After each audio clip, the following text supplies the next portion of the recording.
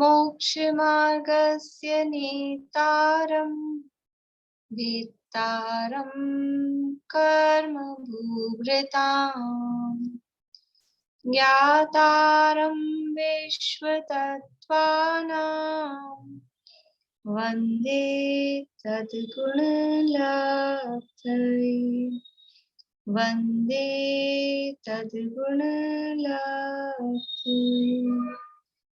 मोक्षमार्ग के नेता एवं कर्म पर्वतों के भेदक और विश्व के सब तत्वों के ज्ञायक चेतन संवेदक सद्गुण आप समान प्राप्त हो यही भावना भाकर दे विनय पूर्वक करूं वंदना बारंबार जिनेश्वर की बारंबार जिनेश्वर की।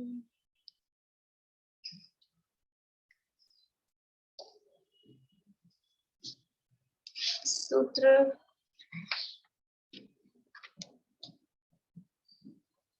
सुनाने आपको?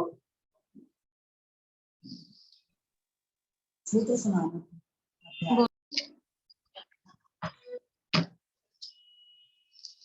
यहाँ कल हमने देखा था प्रमाणाभास की चर्चा तत्वार्थ सूत्र के अंतर्गत कि ज्ञान में मिथ्यापना भी आता है। यहाँ वर्णन तो किया था सम्यक ज्ञान का, लेकिन सम्यक ज्ञान के साथ साथ इन ज्ञानों में कुछ ज्ञान ऐसे भी हैं जो मिथ्या रूपी होते हैं। उस ज्ञान में मिथ्यापना भी होता है, विपरीतता भी आ जाती है। तो वो ज्ञान कौन कौन से हैं? तो 3 ज्ञान बताए थे, मति ज्ञान, शुद्ध ज्ञान और अवधि ज्ञान। इनमें विपरीतता भी हो जाती है और उनको कुमति, कुश्रुत और कुअवधि, और कुअवधि का दूसरा नाम विभंग ज्ञान भी है, ऐसा यहाँ पर कहा था। तो प्रश्न ये था कि ये ज्ञान में विपरीतता आई क्यों? ज्ञान तो ज्ञान है, विज्ञान है, वो जानने का काम कर रहा है, फिर ज्ञान में विपरीतता का कारण क्या है? ज्ञान में विपरीतता क्यों आई, किस कारण से आई? तो उसके लिए ये अगला 32 नंबर का सूत्र यहाँ पर दिया है, देखिए।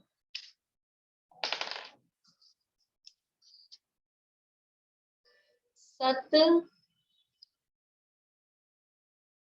असतो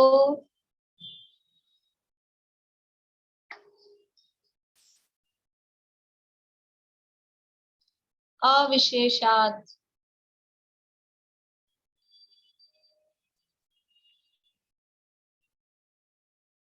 सत असतो अविशेषात्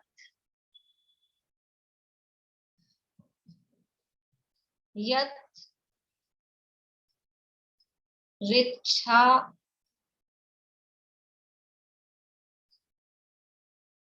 उपलब्धे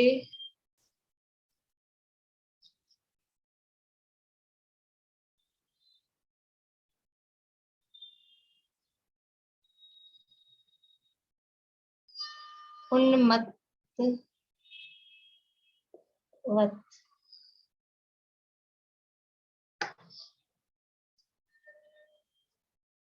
सत असतोः अविशेषात् यत् ऋच्छा उपलब्धे उन्मत्तवत्।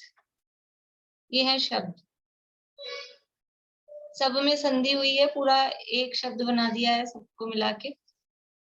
तो ये त है आधा, हलंत लगा है यानी आधा त है, और यहाँ है ए। तो ये आधे त में अ जुड़ जाता है, तो वो क्या हो जाएगा? त पूरा होगा। अब ये तैक और द, इसको द भी लिखते हैं, सद भी लिखते हैं, सत भी लिखते हैं, तो इसको यहाँ द लिखेंगे, ठीक है। तो सद और असतो,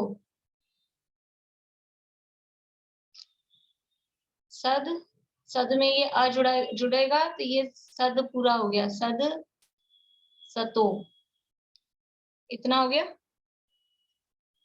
इसके बाद में ये विसर्ग है, ये विसर्ग है और ये अ है, तो ये विसर्ग गायब होके ये अ और विसर्ग जुड़ के यहाँ पे बन गया है ये र। विसर्ग का बन गया र, विसर्ग और अ मिलके र बना। सद सद सतो र विशेषात। अब ये विशेषात में तय आधा है, ये तय आधा है। अब यहाँ लाइन, क्योंकि अपने यहाँ सिद्ध जगह नहीं ना, इसलिए वो शब्द आधा आधा बनेगा इधर। यहाँ पे तय आधा है, यहाँ पे य है, ठीक है। आधा त और य, और फिर है इच्छा, तो ये बनेंगे विशेषात। इसको भी द लिख सकते हैं।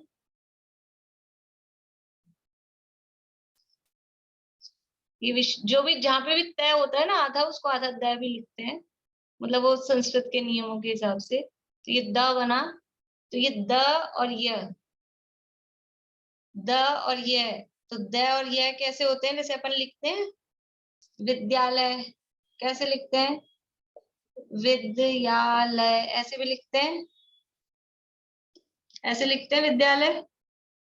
और फिर दूसरी तरह से भी लिखते हैं इन दोनों को जोड़ के विद्यालय।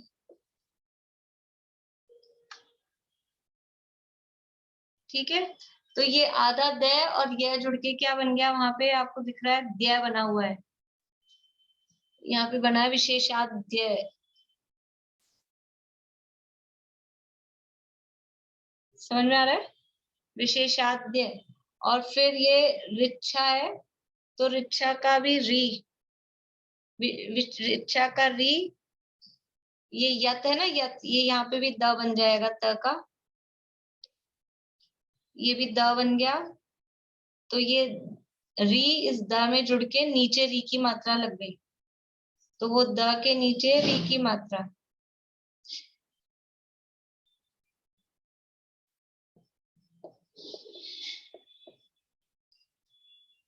ये विशेषाद्य, फिर इसके बाद में जो द के नीचे है री की मात्रा, और ये इच्छा का इच्छा आई गया इधर, और फिर ये आ की मात्रा में ऊ की मात्रा जुड़ी, तो ये ओ बन गया।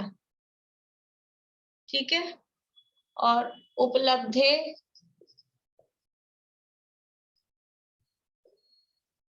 समझ में आ रहा है, थोड़ा वो पास पास लिखा, समझ में आ रहा है कि नहीं आप लोगों को। ये ऊपर तो संधि विच्छेद लिखे हैं, नीचे वो कैसे जुड़ के बनाए, तो आधा द और ए जुड़ के द पूरा हुआ, विसर्ग और अ मिलके र बना, फिर ये आधा द और ये जुड़ के यहाँ पे द बन गया, फिर ये आधा द और री जुड़ के यहाँ पे द्री बन गया। ठीक है, और फिर ये आ की मात्रा, इच्छा की आ की मात्रा और उपलब्धे की उ की मात्रा मिलके यहाँ ओ बन गया, इच्छो। और फिर उपलब्धे में विसर्ग है और आगे उन्मत्तवत है शब्द, तो विसर्ग और उ वो मिलके यहाँ बन जाएगा रू, रुन्मत्तवत।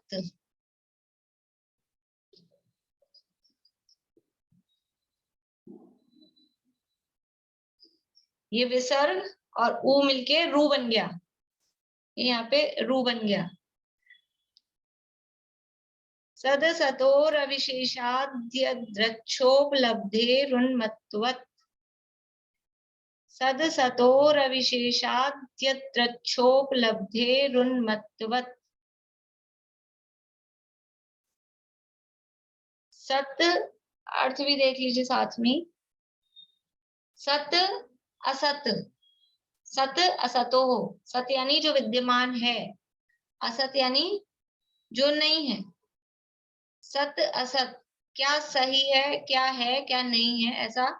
सत असत में अविशेषात, अविशेषात का मतलब, विशेष का मतलब होता है अंतर, और अविशेषात का मतलब है उसका अंतर नहीं जानना, वो अविशेषात, उनमें कोई अंतर नहीं है। विशेष का मतलब होता है अंतर भेद, और अविशेष का मतलब है कि कोई भेद नहीं। तो सत में और असत में अविशेषात यानी भेद नहीं जानने के कारण यत इच्छा उपलब्धे, जो अपनी इच्छा के अनुसार समझ में आया, उपलब्धि आया, उपलब्धि मतलब जो अपनी इच्छा के अनुसार समझा वो मान लिया। ये मतलब कुछ शब्द अपने को मन से जोड़ने पड़ेंगे वाक्य बनाने के लिए। और फिर उदाहरण दिया है उन्मत्तवत। उन्मत्तवत मतलब पागल की भांति, उन्मत्त यानी पागल, वत यानी उसके समान, उन्मत्तवत यानी पागल के समान। देखो पीछे से सूत्र को जोड़ेंगे। प्रकरण क्या चल रहा था कि ये ज्ञान में विपरीतता आई क्यों, है ना, ज्ञान विपरीत हुआ क्यों। इस प्रश्न के जवाब में ये वाक्य सूत्र लिखा है कि वो सत और असत में विशेष नहीं जानता। सत असत का, क्या सत्य है क्या असत है, क्या सही है क्या गलत है क्या नहीं है, ऐसा वो अंतर नहीं जानता। सत असत में अविशेष, उसमें अंतर नहीं जानने के कारण यत इच्छा उपलब्धि, अपनी इच्छा अनुसार जो समझ में आया, जो उपलब्ध हुआ, जो समझ में आया उसको मान लेता है जैसे पागल, उन्मत्तवत यानी पागल की भांति। ये मतलब कुछ शब्द अपने को अपने से लगाने पड़ेंगे। इसमें से एक एक शब्द की ये शब्द कहाँ से आया, किस शब्द का अर्थ निकला, ऐसा नहीं है। तो जिस प्रकार पागल व्यक्ति अपनी इच्छा अनुसार जो कुछ भी बोलता है, कुछ भी बोलता है, कुछ भी मानता है, ऐसे ही क्या कह रहे हैं, ये किसको पागल कह रहे हैं, जो मिथ्या दृष्टि है, जिसके पास एक कुमति कुश्रुत कुअवधि ज्ञान है, वो मिथ्या दृष्टि है, वो पागल है। पागल है मतलब उसको कुछ ज्ञान नहीं है। तो वो अपनी इच्छा के अनुसार कि उसको सत और असत का विशेष ज्ञान नहीं है, उसमें अंतर नहीं पता कि वस्तु सत का मतलब वस्तु का स्वरूप क्या है और वस्तु का स्वरूप क्या नहीं है, ऐसा उसको सत असत का ज्ञान नहीं होने के कारण अपनी इच्छा अनुसार जैसा तैसा जो समझ में आया वो जान लेता है, इसलिए उसका ज्ञान विपरीत हो जाता है। ये समझ लो अपन अपने मन से, ज्ञान में विपरीतता का कारण क्या है, असली कारण ये है सत असतो अविशेषात, कि उसको सत असत का विवेक नहीं है, अंतर नहीं पता, इसलिए यद इच्छा उपलब्धि, अपनी इच्छा अनुसार चाहे जो कुछ भी वो मानता है, इसलिए उसका ज्ञान विपरीत हो जाता है।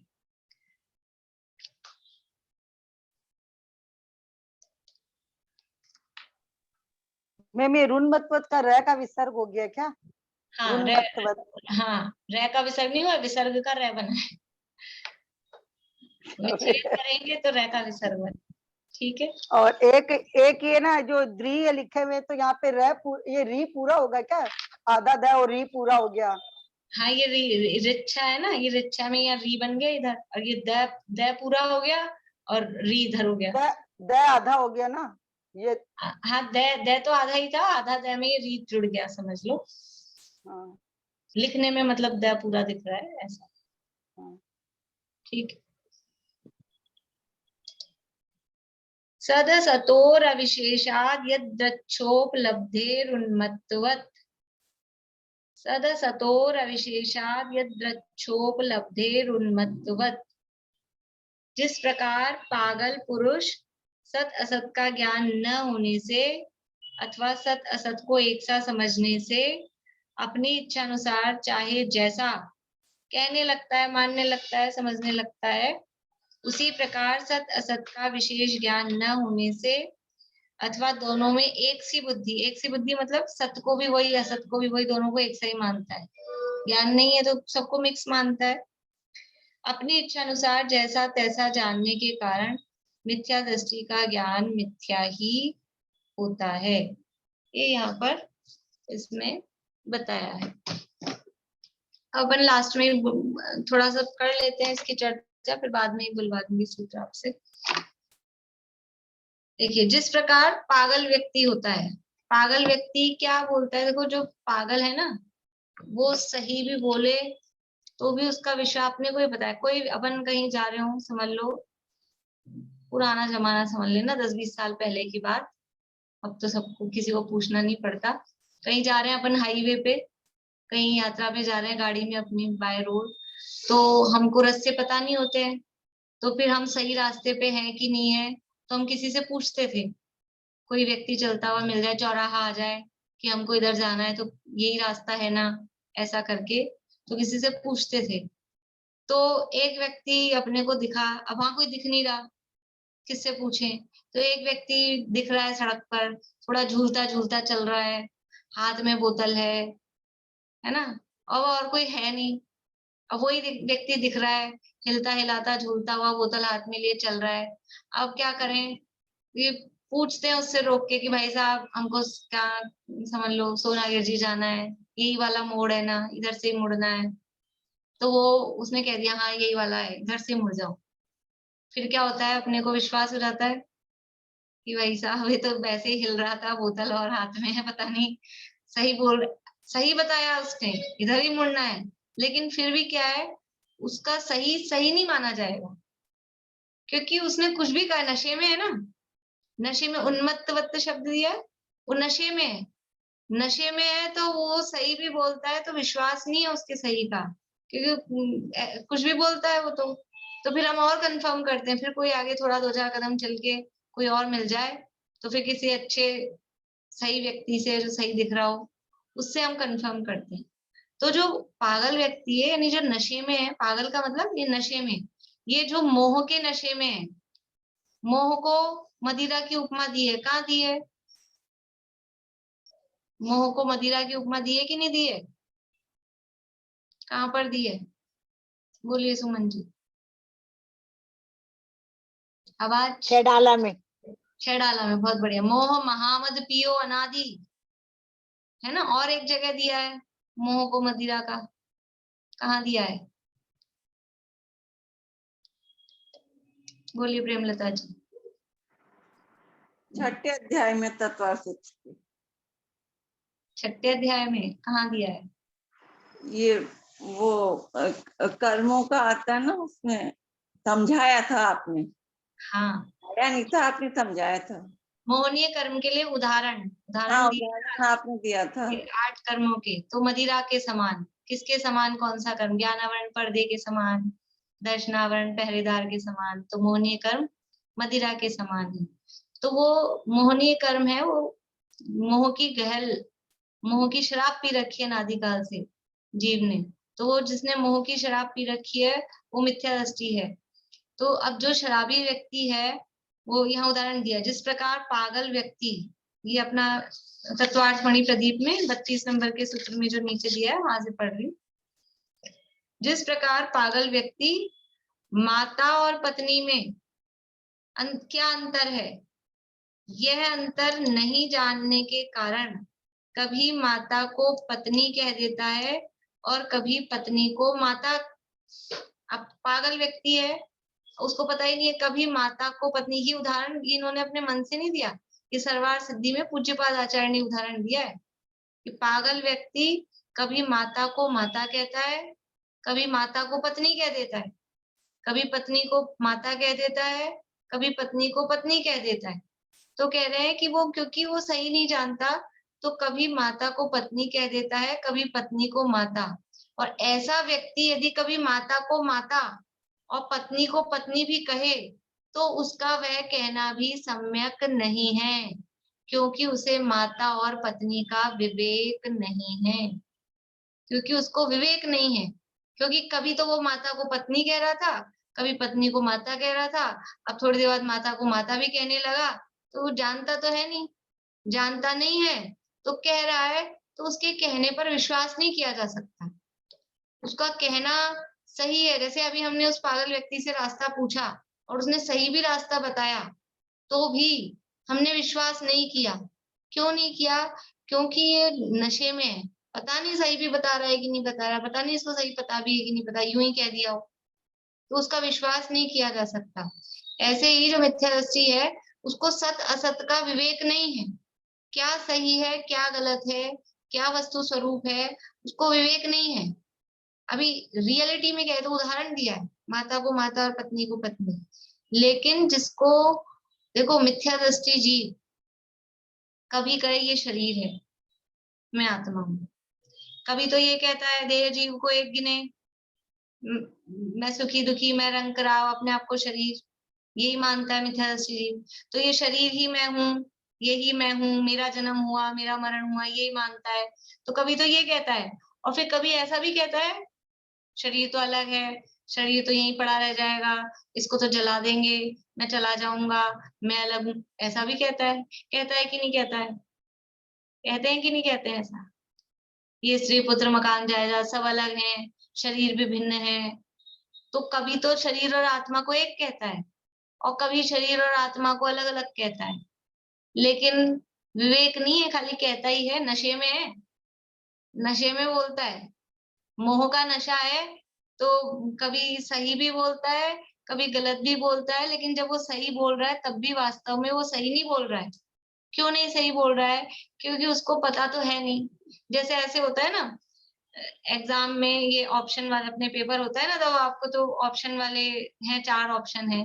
अब आपको तो दबाना है बटन, बटन दबाना है, तो नहीं पता जवाब सही है आपको, लेकिन फिर भी आपने, समझ नहीं आ रहा कुछ भी, हाँ है कि ना है, दबा दो किसी पे भी, क्योंकि पेपर सबमिट नहीं होगा, दबाना तो पड़ेगा ही।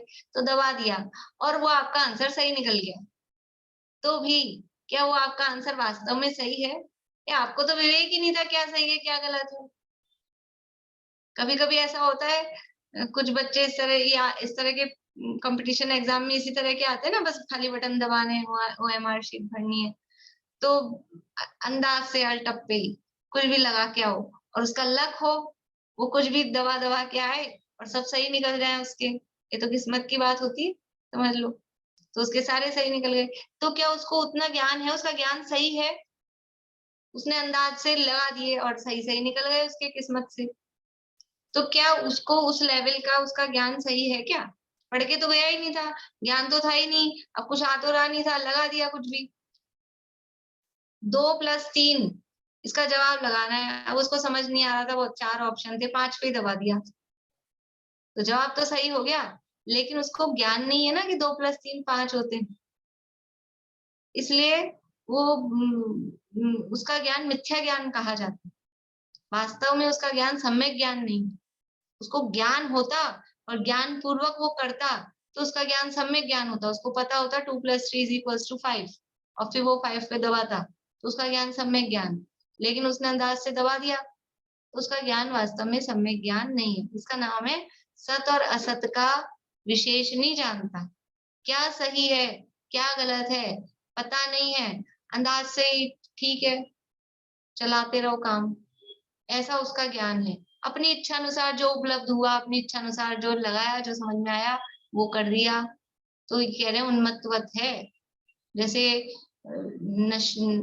जो नशे में व्यक्ति है, शराबी व्यक्ति है, वो सही भी कहे तो भी उसका कहा हुआ सही नहीं माना जाता। ऐसे मिथ्यादृष्टि जीव सही बातें भी कहे, भेद विज्ञान की बातें करे, देह और आत्मा भिन्न है, ऐसी बातें भी करे, तो भी वास्तव में उसका ज्ञान यथार्थ नहीं, क्योंकि उसको अंदर से वस्तु स्वरूप का कि मैं जीव हूं और शरीर भिन्न है, ऐसा उसको भेद ज्ञान नहीं है, सत असत का उसको विवेक नहीं है। हाँ, भारती आंटी कुछ पूछ रहे थे आप? नहीं, मैं वो कह रही थी जो ये वाला उदाहरण है ना, तो मोक्ष मार्ग प्रकाशक में भी तो एक्चुअली में सर्वार्थ सिद्धि से लिया हुआ है क्या? सर्वार्थ सिद्धि से लिया हुआ है। हाँ, तो वही मैं कंफर्म कर रही थी। हाँ, मोक्षा प्रकाशक में भी टोडरमल जी साहब ने दिया है, तो वो सर्वार्थ सिद्धि से ही, क्योंकि वो प्राचीन है ना पूज्य पादाचार्य का, वहां दिया ये मूल में। तो देखिए, जिस प्रकार पागल व्यक्ति माता और पत्नी में क्या अंतर है यह नहीं जानने के कारण कभी माता को पत्नी कह देता है और कभी पत्नी को माता, ऐसा व्यक्ति यदि कभी माता को माता और पत्नी को पत्नी भी कहे तो उसका वह कहना भी सम्यक नहीं है, क्योंकि उसे माता और पत्नी का विवेक नहीं है। समझ लो अपने घर में कोई बुजुर्ग हो, समझ लीजिए दादाजी हो, दादी जी हो, 80-90 साल के हो, और थोड़ा भूल जाते हो, तो अपन कहें कि मैं कौन हूँ पहचानूं, तो अपने को पता है किसी को भी कुछ भी कभी भी मतलब सही नहीं पहचान पाते, किसी को कुछ बता देते हैं, किसी को कुछ, और कभी हम गए, हम पूछे कि बताओ मैं कौन हूँ, और उन्होंने सही बता दिया कि ये वो तुम, तो भी क्या अपने को लगता है, विश्वास होता है कि सही बता रहे हैं, कि पता नहीं अभी बता दिया सही, और पहचाने कि नहीं पहचाने क्या मालूम। ऐसा लगता है कि नहीं लगता है? क्योंकि कभी किसी को कुछ कह देते हैं, कभी किसी को कुछ कह देते हैं, ऐसा हो जाता है वृद्धावस्था में, कि पहचान नहीं पाते सही सही। तो वो जैसे वो उनका वो सही पहचानना भी अपने को डाउटफुल लगता है कि ये सही पहचाने कि नहीं पहचाने। ऐसे ही मिथ्यादृष्टि जीव वो कभी सही भी कहता है तो उसका विवेक नहीं है। माँ की पवित्रता उसके ध्यान में नहीं है। माँ पूज्य है और पत्नी भोग्य, इस अंतर को जाने बिना उसके माँ कहने का क्या अर्थ है। वह तो कभी पत्नी को भी माँ कह सकता है और कभी माँ को पत्नी, यानी उसको विवेक नहीं है वास्तव में कि वो क्या कह रहा है। देखो ये उदाहरण ऐसा दिया है कि बिल्कुल मतलब सेंसिटिव, कि किसको क्या, कौन क्या है, माँ क्या चीज है, पत्नी क्या चीज है, और वो कभी माँ को पत्नी कह रहा है, कभी पत्नी को माँ कह रहा है। नहीं, उसको इतना भी विवेक नहीं है कि माँ वो पवित्र और माँ पूज्य है और पत्नी भोग्य है, ऐसी उसको जिसको अंतर नहीं है, कुछ भी कभी भी बोलता है तो वो पागल व्यक्ति है, उन्मत्त है। उसी प्रकार जिसे सत और असत का विवेक नहीं है, स्वपर का विवेक नहीं है, अपने और पराये की पहचान नहीं है, स्वपर का विवेक नहीं है, मैं कौन हूँ, पर क्या है, शरीर भिन्न है, अपने और पराये की पहचान नहीं है, ऐसा मिथ्या दृष्टि जीव कदाचित सही भी कहे तो भी वह मिथ्या दृष्टि ही है। क्या कह रहे हैं, ही लगा रहे हैं, कल ही और भी बताया था, ही और भी, ही लगा रहे हैं, मतलब वो मिथ्या दृष्टि ही है और कोई ऑप्शन नहीं है। वो सही भी कह रहा है लेकिन उसको वास्तविकता का ज्ञान नहीं है, तो भी वो मिथ्या दृष्टि ही है, क्योंकि उसकी श्रद्धा सम्यक नहीं है, उसे स्वपर का विवेक नहीं है, अपने और पराये की पहचान नहीं है। सम्यक ज्ञान होने के लिए श्रद्धा का सम्यक होना अत्यंत आवश्यक है।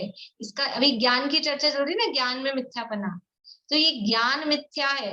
अभी ज्ञान सम्यक कैसे हो, कि ज्ञान सम्यक होने के लिए श्रद्धा सही होनी चाहिए, श्रद्धा का सम्यकपना होना चाहिए, क्योंकि ज्ञान का सम्यकपना श्रद्धा के सम्यक होने पर आधारित है। कल भी अपन ने बात की थी कि ये जो मिथ्या हुआ ज्ञान, कुमति ज्ञान, कुश्रुत ज्ञान, कुअवधि ज्ञान हुआ, तो कौन से कर्म के उदय से हुआ? ज्ञानावरण कर्म के उदय से हुआ कि मोहनीय कर्म के उदय से हुआ? कल बात की थी अपन ने, कौन से कर्म के उदय से? बोले निशि जी, ये ज्ञान में जो कू लगा, कौन से कर्म के उदय के कारण? कल थे आप? ज्ञानावरण कर्म के उदय से मैम। ज्ञानावरण कर्म के उदय से कल थे क्लास में आप? हाँ ठीक है, सही। बोले कविता जी। दर्शन मोहिनी कर्म के उदय से। दर्शन मोहनीय कर्म के उदय से, कल बताया था ना, मिथ्यात्व के उदय से। दर्शन मोहनीय कर्म के उदय के कारण ज्ञानावरण कर्म के उदय से तो उदय तो पूरा होता ही नहीं है, उसका तो क्षयोक्षम होता है, उससे तो ज्ञान प्रकट होता है, लेकिन अभी ज्ञान सम्यक है कि मिथ्या है, ये किससे होगा? कि वो उसके साथ में दर्शन मोहनीय मिथ्यात्व का उदय है, तो ज्ञान मिथ्या। उदाहरण दिया था, कड़वी तुमड़ी में रखा हुआ दूध, गंदे पीतल के बिना कलाई वाली भगोनी में दूध डाला हमने, तो वो दूध भी कैसा हो जाता है, पिघला जाता है, दूध भी खराब हो जाता है, बिगड़ जाता है। तो ऐसे ही जो पात्र है श्रद्धा है, वो गड़बड़ है, तो जितना ज्ञान भरो, इसीलिए कह रहे हैं कि ज्ञान भरने से पहले यदि श्रद्धा सही हो जाए, ज्ञान खूब सारा ज्ञान नहीं चाहिए, खूब सारा हो जाए तो कोई बात नहीं है कि अब क्या करें, कैसे खाली करें, खूब सारा ज्ञान हो गया, निषेध नहीं, जैसे अभी कहा था ना व्रत उपवास के संबंध में, किसी बात का कोई चीज का निषेध नहीं है, लेकिन जहाँ गड़बड़ी है उस गड़बड़ी को ठीक कर लो तो वो सारा सही। श्रद्धा मिथ्या है तो जितना सारा ज्ञान है, 11 अंग 9 पूर्व का भी ज्ञान, वो सारा ज्ञान मिथ्या। अब इस सारे ज्ञान को सम्यक करने के लिए क्या करें? इतने सारा ज्ञान मिथ्या, अब इसको ठीक करने के लिए क्या करें? कैसे धोएं सारे को, इतने सारे को? कि कुछ नहीं करना है, श्रद्धा सम्यक हो जाएगी, श्रद्धा सम्यक हो जाएगी तो सारा ज्ञान सम्यक, और श्रद्धा मिथ्या है तो सारा ज्ञान मिथ्या, क्योंकि ज्ञान में जो सम्यक और मिथ्या का भेद है, मिथ्या और सम्यकपना ज्ञान में आता है, वो श्रद्धा के कारण आता है। ज्ञान श्रद्धा का अनुसरण, यानी यद्यपि ज्ञान होता है पहले श्रद्धा के सम्यक और मिथ्या होने से पहले, लेकिन वो काम किसके पीछे करता है, जैसा वो श्रद्धा होती है उसके अनुसार वो ज्ञान फिर बाद में चलता है। तो श्रद्धा मिथ्या है तो ज्ञान भी सारा उल्टा घूमता है। श्रद्धा है वो डायरेक्शन देती है, वो दिशा निर्देश करती है, तो यदि दिशा गलत है तो वो ज्ञान भी सारा उधर ही चलता है, गलत दिशा में, और दिशा सही हो गई तो ज्ञान की भी दिशा सारी सही हो जाती है। तो सम्यक ज्ञान होने के लिए श्रद्धा का सम्यक होना अत्यंत आवश्यक है, क्योंकि ज्ञान का सम्यकपना श्रद्धा के सम्यक होने पर आधारित है। अभी जो ज्ञान का की विपरीतता है, ये विपरीतता 3 प्रकार से कही गई है। एक तो जो कहा ना सत असत का अविवेक, तो सत असत का अविवेक मतलब 3 प्रकार की विपरीतता मोक्ष प्रकाशक में भी दी है। एक कारण विपरीतता, एक स्वरूप विपरीतता और एक भेदा भेद विपरीतता। ये 3 प्रकार की विपरीतताएं ज्ञान में, मिथ्या दृष्टि के ज्ञान में होती है। कारण विपरीतता, स्वरूप विपरीतता और भेदा भेद विपरीतता।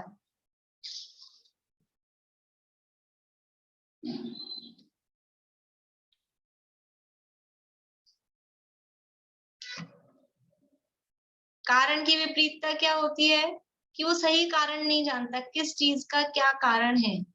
सत असत का निर्णय ना सही, तो क्या क्या सही कि कारण में सत असत नहीं पता, स्वरूप में सत असत नहीं पता और भेदा भेद में सत असत नहीं पता, कि सुख का कारण क्या है और दुख का कारण क्या है, कौन है हमारे दुख का कारण, कि ये व्यक्ति, ये वस्तु, ये गर्मी, ये बारिश, ये सर्दी, ये पर द्रव्य।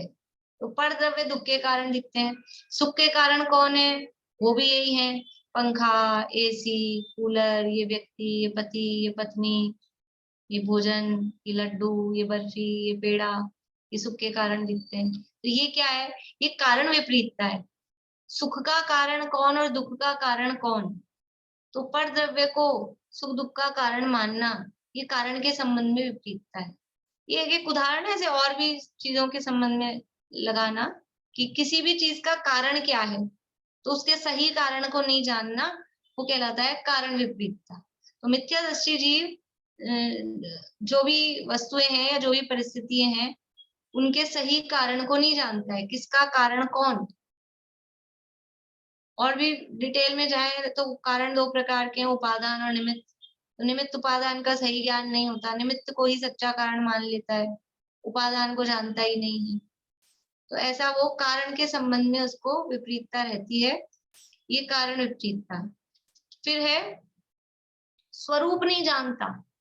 स्वरूप मतलब वो है क्या, जैसे कि जीव का स्वरूप क्या है, ज्ञान दर्शन आदि, ये जीव का स्वरूप है, जानना देखना ये जीव का स्वरूप है, चैतन्य ये जीव का स्वरूप है। और शरीर का स्वरूप क्या है, स्पर्श रस गंध वर्ण वाला, पूर्यति काल्यति, नष्ट होना, इस तरह का, ये पुद्गल का, अजीव का, जड़ का शरीर का स्वरूप है। तो ऐसे स्वरूप को अलग अलग नहीं जानता अपने, ये गोरा काला होना, मोटा पतला होना, ये किसका स्वरूप है, ये चेतन का जीव का स्वरूप है कि अचेतन का जड़ का पुद्गल का स्वरूप है। तो ऐसे स्वरूप के अपने को ही मोटा पतला गोरा काला मानता है। और आंखें देखती है, कान सुनते हैं, ये क्या है, आंखें और कान में सुनने की योग्यता है, देखता सुनता कौन है, तो देखने सुनने वाला तो जीव है, और ये मोटा पतला गोरा काला होने वाला तो अजीव है। तो स्वरूप ही नहीं जानता दोनों का, इसको उसमें घुसाता है, उसको उसमें घुसाता है, ये स्वरूप के संबंध में विपरीतता है। और भेदा भेद, किसके भेद क्या है, किसके भेद क्या है, भेद और अभेद को नहीं जानता।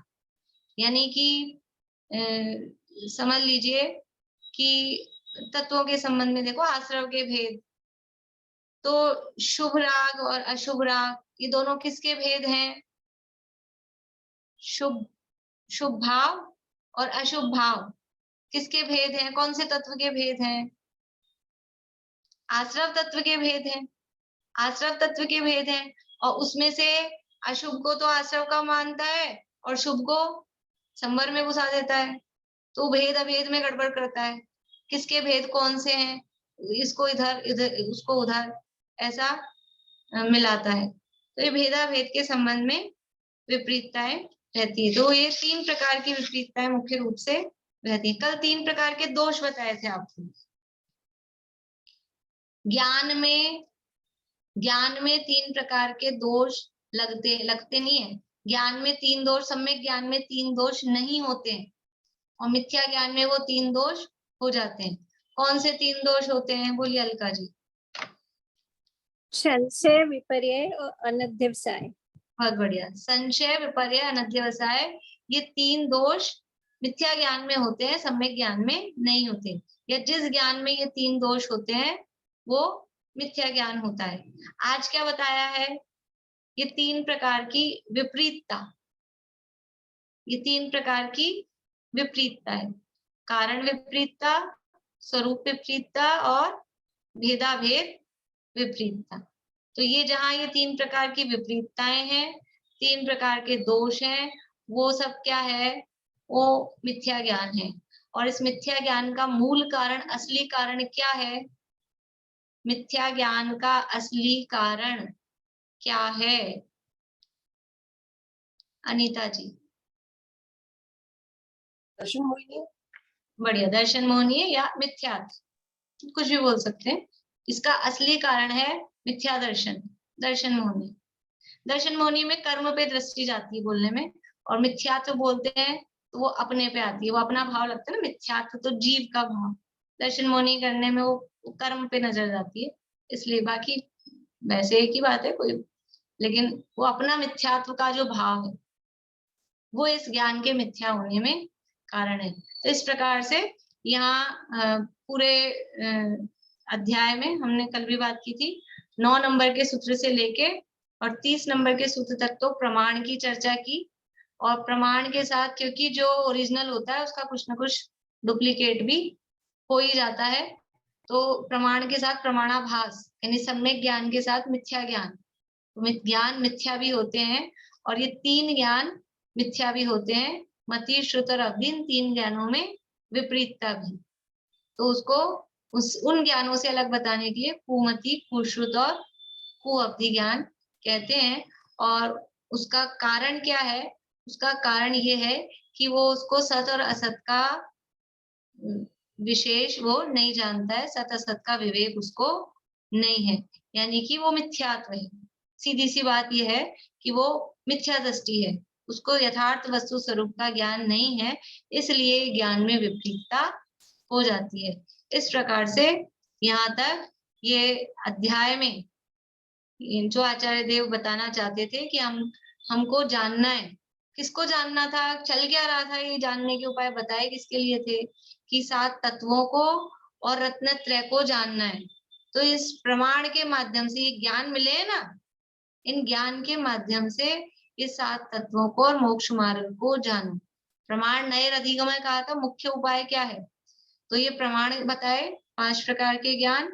और अब जो अगला उपाय है नए, उस नए की चर्चा अगले सूत्र में 33 नंबर के सूत्र में करेंगे। उसकी चर्चा अपन कल प्रारंभ करेंगे। अभी कुछ 5-7 मिनट है, तो आप लोग ये सूत्र बोल लीजिए 32 नंबर का, ठीक है ना? थोड़ी इसकी उच्चारण में अशुद्धता रहती है। किसी को प्रश्न तो नहीं है अभी? नहीं ना? बोलिए अनिता जी। वेद में क्या आएगा? वेदा भेद विपरीतम।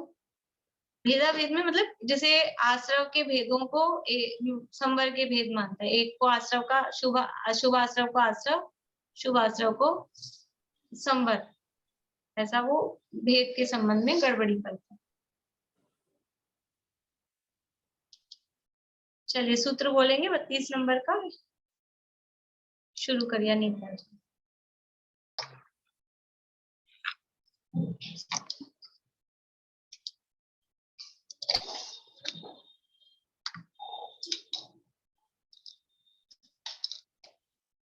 अहो चैतन्य आनंदमय सहज जीवन हमारा है। अनादि अनंत पर निरपेक्ष ध्रुव जीवन हमारा है। हमारे में न कुछ पर का, हमारा भी नहीं पर में। द्रव्य दृष्टि हुई सच्ची, आज प्रत्यक्ष निहारा है। अनंतों शक्तियाँ उछले सहज सुख ज्ञानमय विल से। अहो प्रभुता परम पावन, वीर्य का भी न पारा है। अहो चैतन्य आनंदमय सहज जीवन हमारा है।